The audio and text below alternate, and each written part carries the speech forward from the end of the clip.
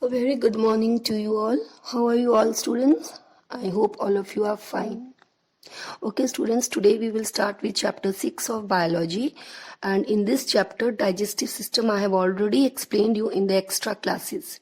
So today we will start with another life process. But before that, I would like to ask few questions from you, and the students from whom I will ask the questions will answer through microphone of the WhatsApp, and other students will write the answer in the copy. So what is respiration? Dikshita Bashya. Just answer using your WhatsApp microphone.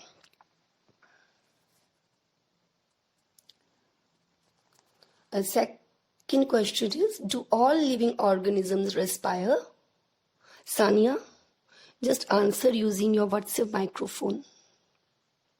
The third question is, which waste gas is given out during respiration? Harlina will answer using WhatsApp microphone. So before proceeding with the chapter, I would like to answer the questions. Question 1, what is respiration? Respiration, it is the breakdown of the food in the presence of oxygen to give carbon dioxide, energy and water. That is respiration. As you have studied that in digestive system, that the food, the simplified food, it reaches the cell through the blood. The glucose, it reaches the cell through the blood, and in the cell the glucose combines with oxygen to form carbon dioxide, water and energy. And this carbon dioxide, it is a waste gas. So like outside you see that if you burn paper in candle, paper will burn in the presence of oxygen, and you will get what? You will get heat and light, and you will get carbon dioxide also. So this heat and light are what? They are energy. They are the form of energy. So in a similar way, in the cells also, the glucose, it breaks down in the presence of oxygen to form carbon dioxide, water and energy. All living organisms respire? Yes, all living organisms respire. Which waste gas is given out during respiration? Which waste gas is given out during respiration? During respiration, carbon dioxide is given out during respiration. Now students, just refer activity 6.4, figure 6.7.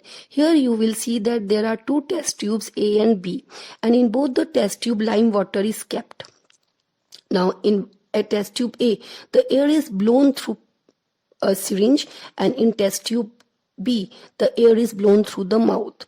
Now out of these two test tubes, in which test tube the lime water turns milky? The lime water turns milky in test tube B, because the air which is expelled from the body contains more carbon dioxide. And it contains more carbon dioxide because the respiration takes place in the cell, and it produces waste gas carbon dioxide, and carbon dioxide accumulates in the cell.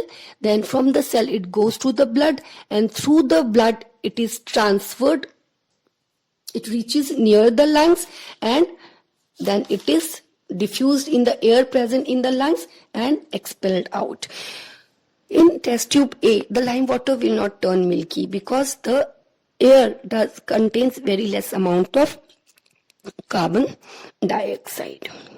Now students, the living organisms, they respire, but the organisms, they use different pathways for respiration. They use different methods for respiration. In some of the organisms, the food is broken down in the presence of oxygen to give energy, and in some organisms the food is broken down in the absence of oxygen to give energy. So based on that, there are two types of respiration: aerobic respiration and anaerobic respiration. Aerobic respiration, it is that where the food is broken down in the presence of oxygen to give carbon dioxide, water and energy. And anaerobic respiration is that where the food is broken down in the absence of oxygen to give carbon dioxide, ethyl alcohol, water and energy.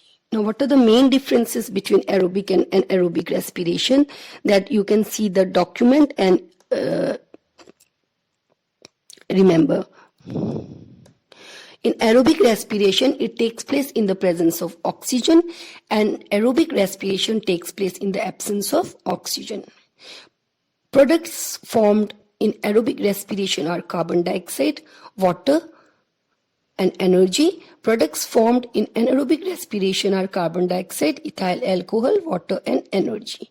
In aerobic respiration, large amount of energy is released, which is used by the body for various life processes. Less amount of energy is released in anaerobic respiration. Whichever pathway the organisms follow, but there is one thing common in all the pathways. Glucose is the starting material, and this glucose, it turns into a compound called as pyruvate. Pyruvate is a 3-carbon compound and glucose is a 6-carbon compound. So whichever pathway organisms follow, but first step is common in all the organism, that is the formation of pyruvate, and it takes place in the cytoplasm of the cell. Now in aerobic respiration, this pyruvate is converted into carbon dioxide, water, and energy. And in anaerobic respiration, this pyruvate is converted into ethyl alcohol, carbon dioxide, water, and energy. And the conversion of pyruvate in aerobic respiration to carbon dioxide, water, and energy, it takes place in the mitochondria of the cell. Now students, sometimes what happens when you do vigorous exercise? Okay, at that time what happens? There is, or when you breathe fast, or when you do heavy exercise. So during the heavy exercise, you need continuous supply of oxygen. And so during that time, the cells sometimes doesn't get the sufficient amount of oxygen. So during that time, what happens? The glucose in the cells of the muscles, it undergoes anaerobic respiration, or you can say that the cells, glucose which is present in the cells, here the glucose, it breaks down into lactic acid. So lactic acid accumulates in the cells of the muscles, and suddenly you develop muscular cramps because of the accumulation of lactic acid. So during that time, you should breathe, you should take long breaths so that you get sufficient amount of oxygen, and the glucose, it gets converted into carbon dioxide, water, and you get energy. So there are 3 pathways. Just refer to figure 6.8 on page 102. And here all the 3 pathways are shown very clearly. So students, just have a look at this pathway. Now students, what happens? The energy is released in respiration, whether small amount or large amount, and where that energy goes, that energy is stored in ATP. What is ATP? Adenosine triphosphate. Now this ATP, this energy which is stored in the ATP, that is used for the various life processes of our body. How it is stored? Now there is ADP, that is adenosine diphosphate, and free phosphate. It lies in the cytoplasm. So when respiration takes place, what happens? This phosphate and diphosphate, it combines, it uses the energy, combines, and it forms adenosine triphosphate. So this is how it's an endothermic reaction, and this is how the ATP is formed. So that ATP, it is, so the energy is actually present in the ATP. So when your body needs energy, this ATP breaks and it gives you back ADP, adenosine diphosphate, free phosphate, and liberates energy which can be used for various life processes. I hope you have understood. Now students, another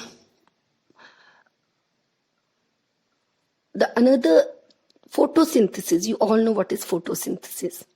Now photosynthesis takes place only during the daytime, but respiration takes place all the time.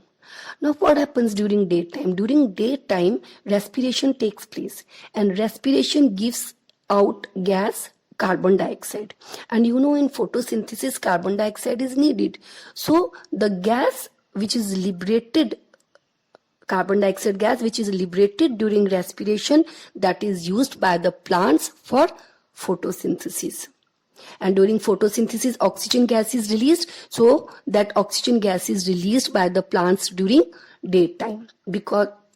But at night what happens? The photosynthesis does not take place, but respiration takes place. So during night, the carbon dioxide gas which is released during respiration is not used up by the plants for photosynthesis, and that gas is released in the environment. That is why your elders say that you should not sit under the tree during night, not because of some ghost, that some ghost will come and that is why you should not sit under the tree, but this is the main reason that during night carbon dioxide gas is released and during the daytime oxygen gas is released. Now students, terrestrial organisms are, who are the terrestrial organisms? The organisms which live on land.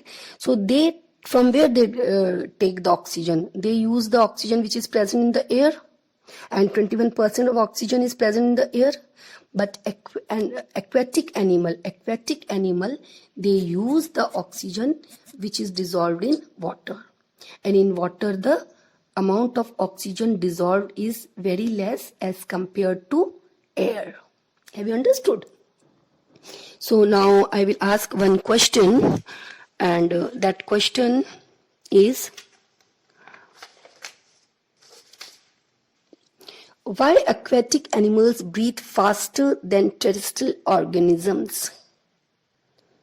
Why aquatic animals breathe faster than terrestrial animals or organisms? Tashmin will answer this question.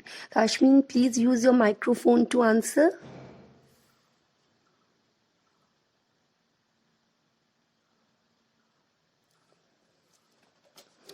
So the answer to this question is, the aquatic animals in water, the amount of oxygen dissolved is very less. So the animals have to breathe faster to ensure the continuous supply of oxygen. Now students, respiratory system. What is respiratory system? Now you have studied that in your lower classes that all the delicate organs are enclosed in the skeleton, like brain is enclosed in the skull, heart and lungs are enclosed in the thoracic cavity, spinal cord is enclosed in the backbone. So the lungs are enclosed in the thoracic cavity, as you can see in the image of thoracic cavity. You can see the lungs and you can see the structure thoracic cavity. Now please after that you can see another structure, that is respiratory system. The respiratory system, that diagram, human respiratory system, it's also shown in figure 6.9 of your book, page number 104 and figure 6.9. So you can see that what is the structure of the respiratory system. There are nostrils. These nostrils, it leads to nasal cavity. Just behind the nostrils there is one cavity which is called as nasal cavity. Now this nasal cavity leads to pharynx. Now what is pharynx? The air, it will reach into this pharynx. Now you eat food from your mouth and you swallow the food, so the food also reaches the pharynx. So this pharynx is a place which is common to air as well as food. Now this pharynx leads to a pipe which is also called as windpipe or trachea. So this pipe is called as trachea or windpipe, and this pipe has C-shaped cartilage present in it. If you touch your neck, even you will feel some C-shaped rings. So these C-shaped rings are the cartilage, or you can say the trachea is made up of C-shaped cartilage. Children, what is cartilage? Cartilage is very flexible. It can be bent, but bone cannot be. If you touch your ear, you can bend your ear, you can twist your ear. So that is cartilage. Now, why the trachea is made up of cartilage, ring-shaped, C-shaped cartilage? So that when you breathe in more air, it can expand, it can increase in size, and when you expel air, it can come back to its original form. That is why it is C-shaped cartilage. That is why trachea is made up of C-shaped cartilage, which you can feel with your fingers also. Now, this cartilage, this trachea, it is divided into two structures that enters into the lungs. These are called as bronchi. What are they called? Bronchi. Now, each bronchi will again divide and redivide into smaller tubes, which are called as bronchioles. What are they called? Bronchioles. Now, at the end of each bronchiole, there is one structure which is called as alveoli. Now, the structure of alveoli, if you want, you can even see here. Just see here. You can see in the detailed structure of respiratory system. You can see the trachea. This trachea divides into two branches, which are called as bronchi. And each bronchi enters into the respective lung. And inside the lungs, this bronchi again divides into bronchioles. And at the end of bronchioles are present structures which are called as alveoli. I hope all of you have understood this thing.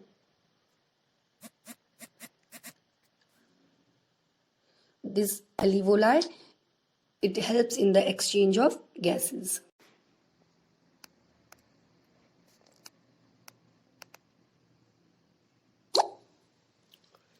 So students, this is the structure of the respiratory system, and below you will see that a diaphragm is present. Here it's not shown, that semicircle which you see, that is actually the diaphragm.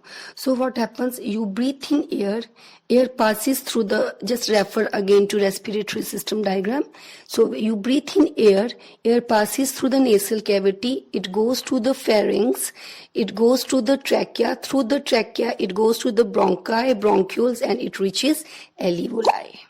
Now, just above trachea, there is one structure which is called as larynx, or the sound box.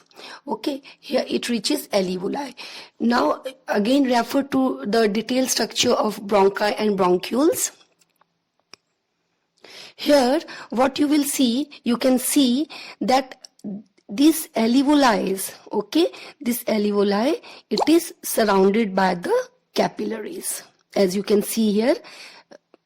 Now, what are these capillaries? The blood vessels come from the heart, and those blood vessels, they divide into very, very fine structures called as capillaries.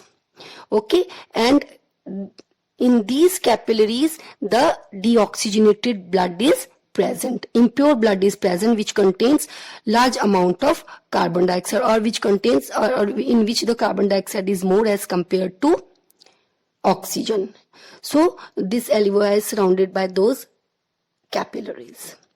Okay, now rest of the things we will study in the next class, but just remember it. Now I would like to give you a short test. Just see the questions written in the document. The first question is,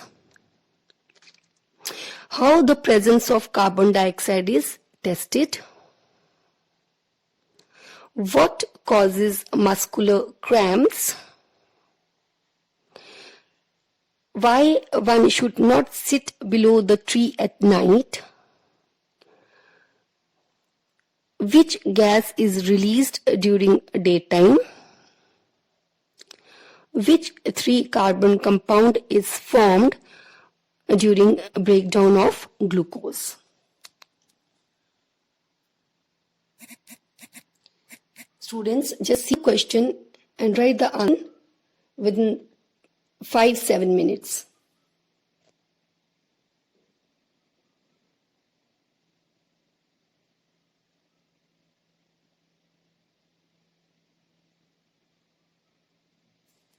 students, and you have to mark the attendance according to the directions given to you. So most of the students are not doing in that way, but you have to follow those rules of marking the attendance. How you will mark the attendance? First, you will write the name, NAME. In front of that you will write your name, then class, then scheduled subject, date, present. Okay, name, how you will write? Name, NAME, everything will be in capital. NAME is 2. You know, 2 dots in front of name, 2 dots. Class, then 2 dots. Scheduled subject, 2 dots. Date, 2 dots. Present. Now, okay, so name, you will write your name in capital. There will be 2 dots. Class, suppose you are in 10A, you will write 10A. Again, 2 dots. Scheduled subject, suppose it is maths, you will write maths in capital letter, 2 dots. You will write the date, 2 dots, and present. If you are present, you will write present. Is it clear to all of you? So I am making this document, and in this document again I will tell you the procedure of writing the attendance. So students, just complete the test.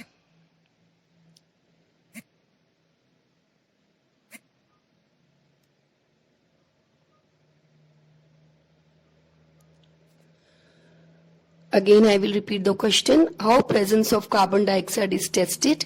Question 2. What causes muscular cramps? Question 3. Why one should not sit below the tree at night? Question 4. Which gas is released during daytime? Question 5.